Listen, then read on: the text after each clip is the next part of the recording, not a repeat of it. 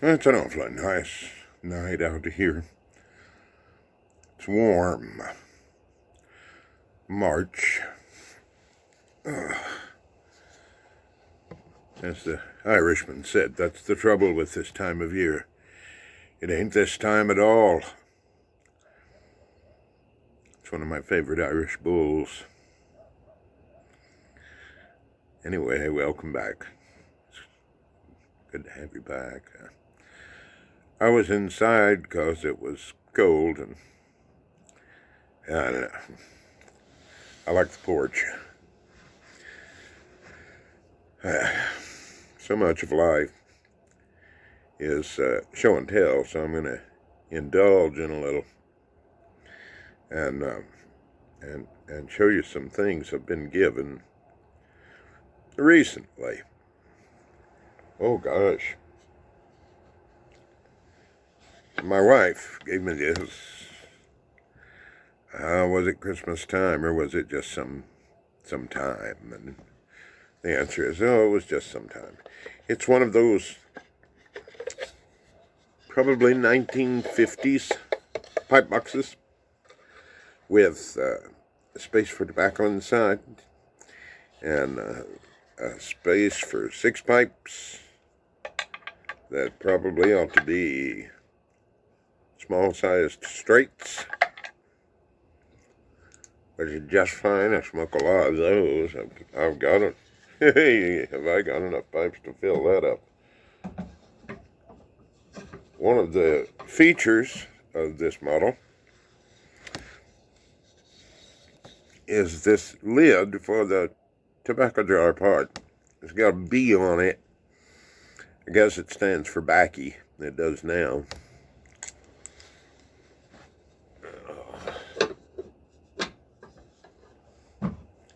I used to be ashamed of being so country. I'm not anymore. Everybody's something, you know? And they might be country or they might be urban. They might be somewhere in between.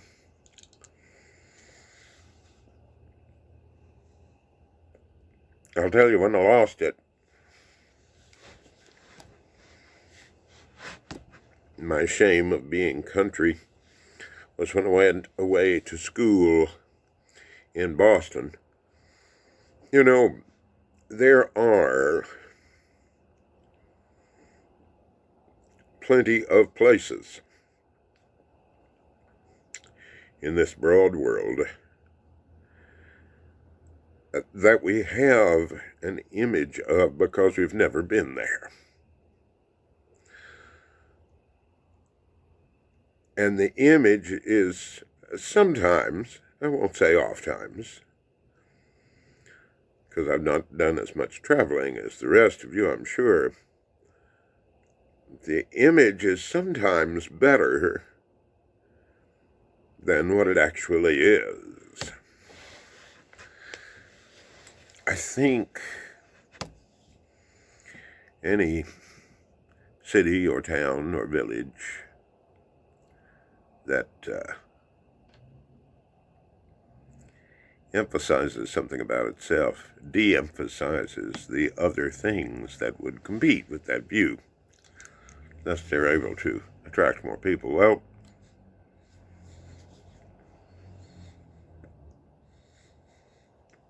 Boston, sure enough, is one of the hubs of intellectual life in this country. And that's a grand thing. It really is. But I'm so glad that I made it back home.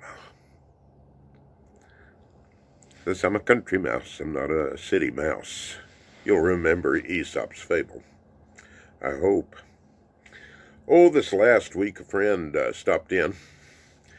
On a day I wasn't there, of course.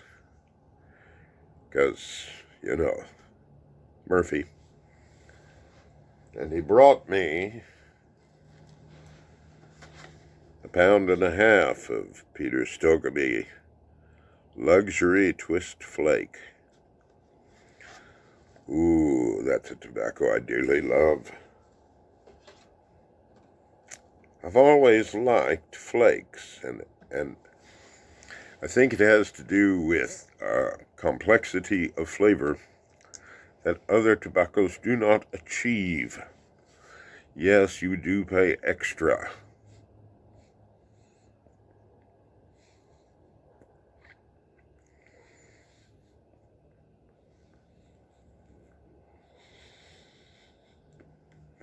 Another old friend once said to me that his father said to him, "Son, always ride first class. It's just pennies more, and when you run out of pennies, get off the train." Funny story about the last time I saw that old friend. And I know that it'll be the last time I see him until we meet again in the world to come, because he's gone now. There was a car on fire in the median, the grassy median, in Pigeon Forge. Now, it wasn't blazing yet, but there was fire coming from under the hood and smoke, and I was diving in the passenger side window as he was diving in the driver's side window to see if there was anyone inside. And it was so nice to see him. It made me happy. Oh, and thank the Lord there wasn't anybody in the car, you know. We didn't have to drag anybody out except us and ourselves. I was younger and in better shape back then. You know, I didn't always walk with a cane. That would have surely aggravated my mother.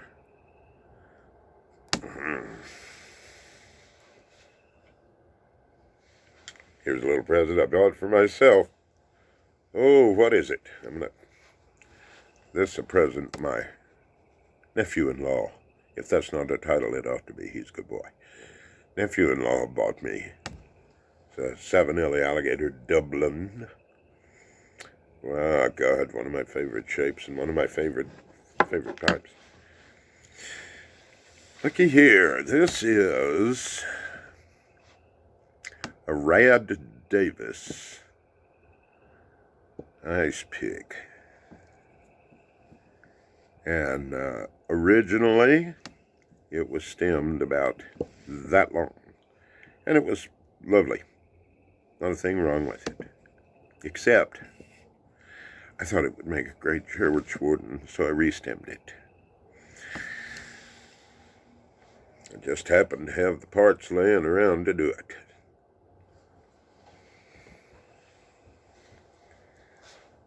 Lastly, a thing I want to show you.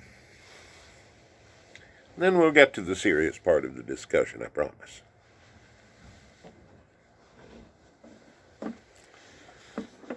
Looky here. This is, I believe it's Victorian, or since I'm not English, Belle Epoque.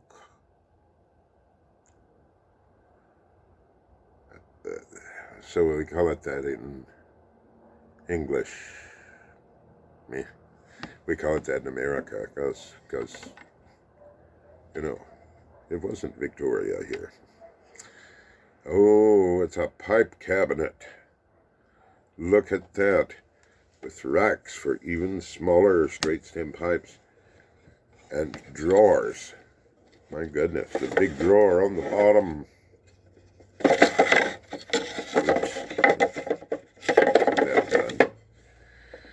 And the little drawers up top. And a tobacco canister that says tobacco, just so that you won't put like gunpowder in it instead, because wouldn't that be fun in your pipe? I'm going to close that. This was given to me by a friend who has a large collection of these. And, Dr. Coffin, I'm very grateful, sir. I thank you.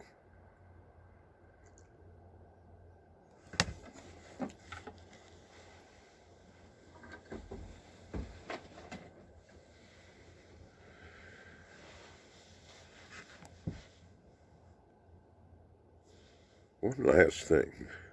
I know. I told you it was one last thing, one thing ago, but one last thing. This fellow stopped by the store the other day, and he had made these leather pipe cleaner sleeves by hand. I don't know that he chased down the animal, wrestled it, and pulled the leather off it, but he might have. He's that kind of guy, I believe.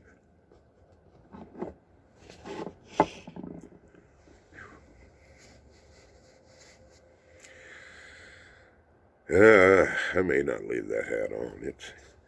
It's starting to get a little cold out. But if you leave the hat on, it kind of makes me look dark and mysterious. Ooh, like the Phantom Stranger. Well, not much like the Phantom Stranger, but when was the last time you saw a picture of him? Who knows? Well, let's load up this Rad Davis and look what's inside. I already know because I put it there myself. Look what's inside. Hey, Danish Luxury Fleck. So I'm going to make sure it's just one. First off, one. Sole uno. And I'm going to fold it into a shaped charge.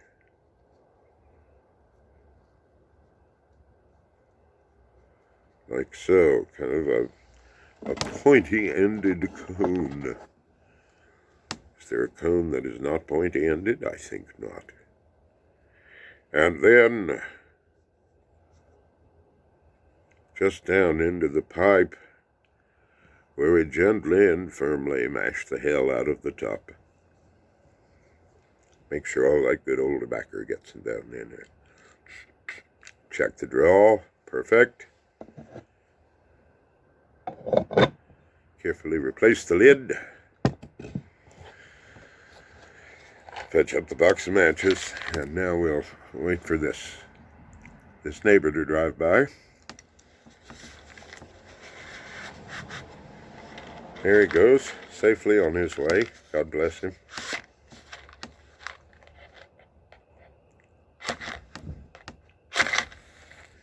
People drive like idiots through here. Probably because there's nothing here to catch their attention.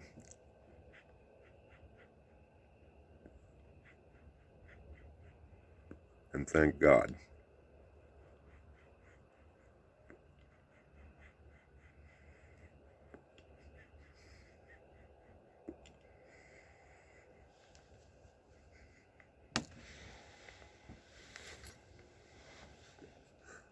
Yep, I threw that match over the side. It's lawnmower food. Good for the ground. Oh, it's not but a speck of wood, that's left.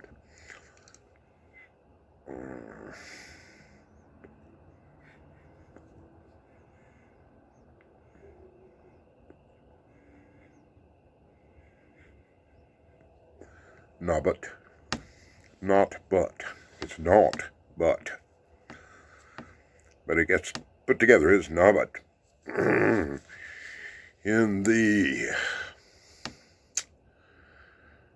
Yorkshire Bible. In Yorkshire, they speak a variation of English called Geordie. And the first verse of Genesis begins, "At the start there was no but God," which sounds very Scots to me.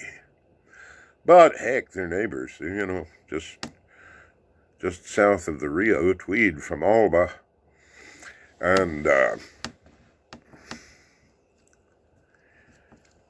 here's a little joke for my British listeners or any Americans who have the luxury to pay attention to history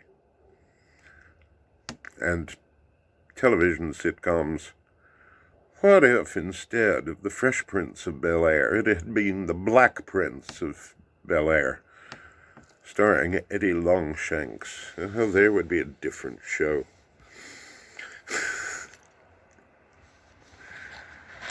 Do you think he could have raised an army? I think he might have.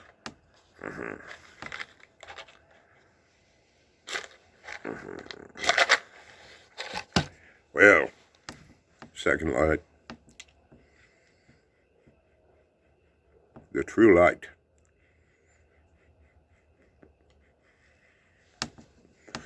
Or as we sing, Ido mento foston alicinon, we have seen the true light.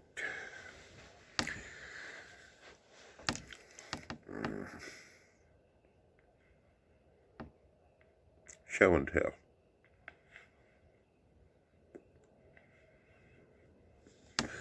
I used to think, worry, really. I used to worry that people gave me things, these gifts, unsolicited, impromptu gifts, because they thought maybe I was worthy of a gift. That's a frightening thought, you know, because then you've got to live up to it. I didn't know if I was able.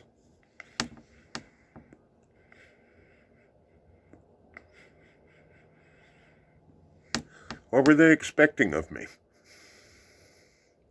Well, don't forget, I was young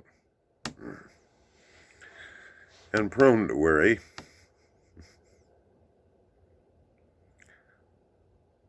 I'm not so much now prone to worry. I thank the Lord for that. After a while, you know, thinking on it,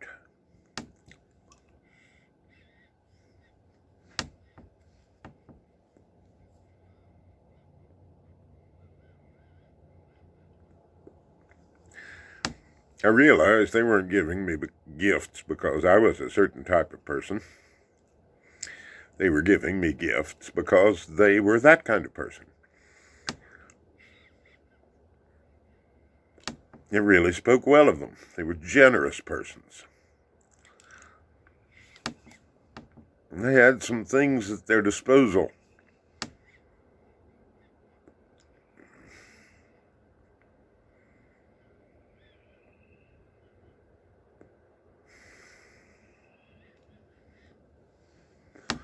Or they made for some things to be at their disposal that they thought that I would enjoy. Nobody ever gave me a gift, really and truly, that they didn't think I wouldn't enjoy.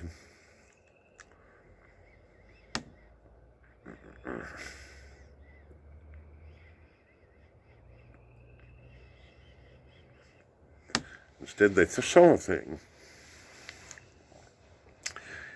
and they thought that it would be pleasing to me or good for me to have.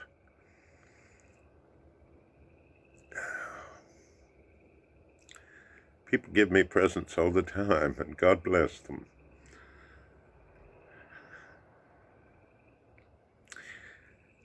Well, lately I've been doing some more thinking on it.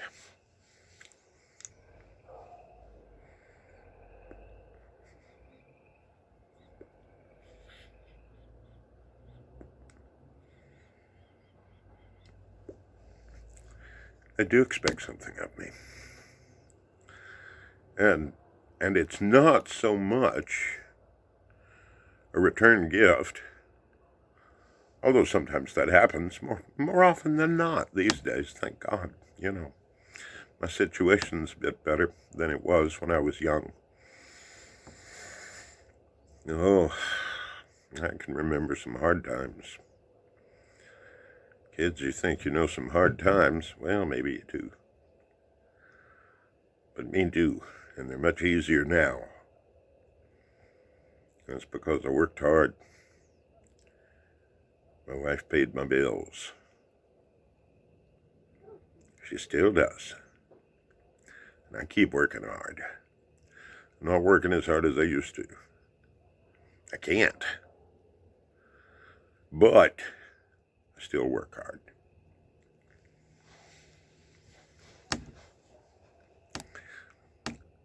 End of the matter. They do expect something of me. There's a line in Robert Frost's poem, Choose Something Like a Star.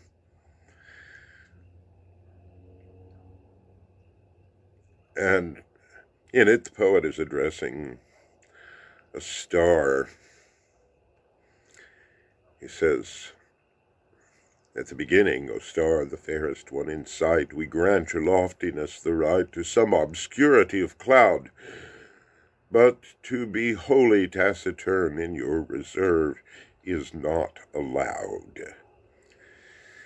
He goes on to say to him, the star, say something to us we can comprehend. Talk Fahrenheit, talk centigrade.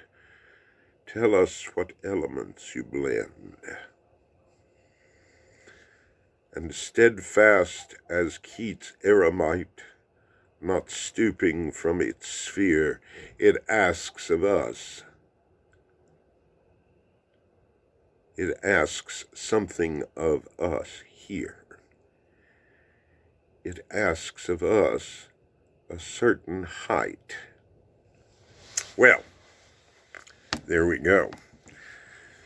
There's an unintended reciprocity there. Somebody gives you a gift. Yes, it's because it's in their hearts to do it. Yes, it's because they are lovely and generous people. And yes, it's because they expect something of you. They expect you to be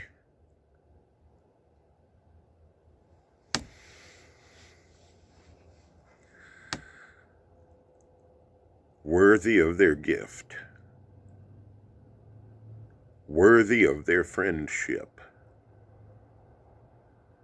worthy of their admiration.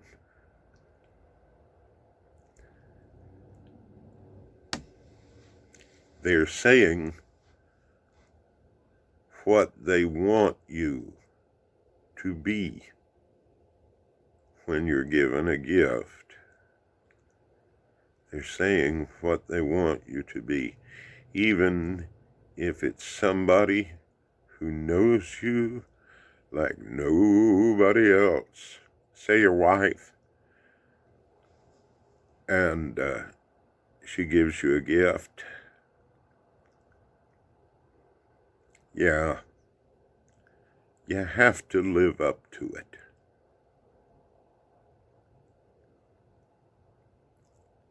Well, when you're a man who receives a lot of gifts,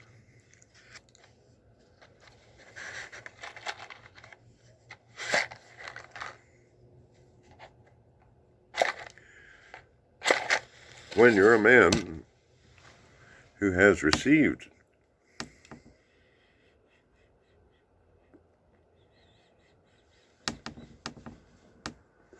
a lot of friendship,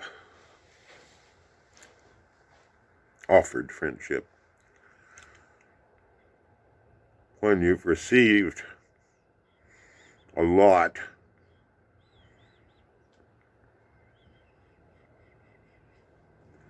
of presents, you've received admiration for being the man they believe you to be.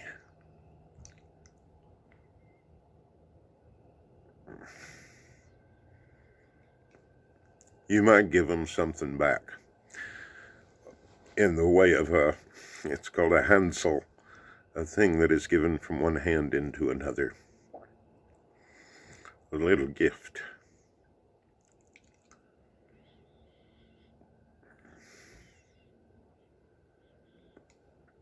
But that's not paying them back.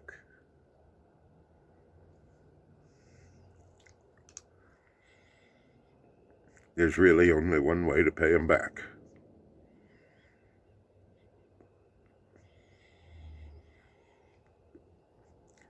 And that's to do your best to be that man that is worthy of their respect and their admiration and their love.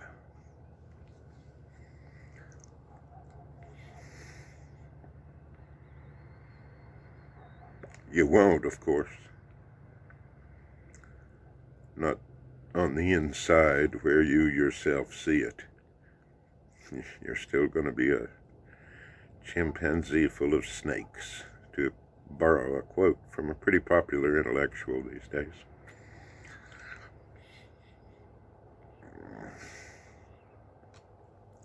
But they're not looking at your insides. They're looking at your outsides, and your outsides is the result of the struggle that has happened between your will and your passions. Who you appear to be to any person in the world is the result of your internal struggle. Understand that.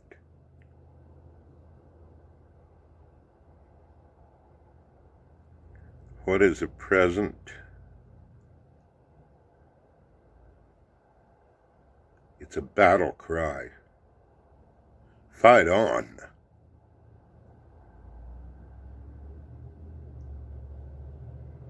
Fight on.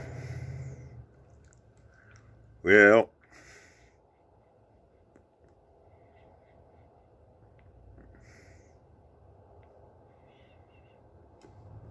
it's a really good pipe.